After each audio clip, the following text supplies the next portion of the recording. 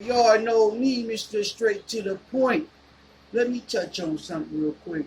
And I'm go into sports. Cleveland Cavaliers, right? Kevin Porter Jr.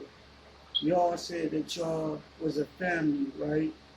And that y'all was gonna help him along, and family don't give up on family. That's what Cleveland Cavaliers said. That's what the coach said, right?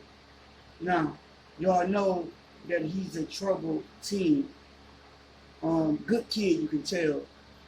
But if the shoe was on the other foot and y'all gave away somebody else's locker to give to a new player that's coming along, you're going to feel the same way like, oh, what, y'all getting rid of me? You're going to be like, oh, shit. Why couldn't y'all just give them the new player the locker that was available? Why would you take something from somebody and give it to somebody else and then get mad when they react a certain way? Of course he gonna react a certain way. Feel unwanted. The way y'all said y'all wanted him and how y'all was gonna be there for him no matter what.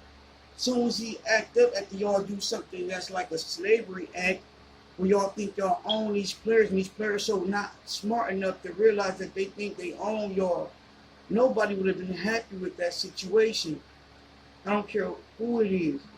What I'm trying to say is, players, y'all got to stand together. Cleveland Cavaliers gonna trade this talent, and mark my word, this talent going to be one of the top 10 players in the next 5 years. If he don't get in trouble and not be in the league, I'm out.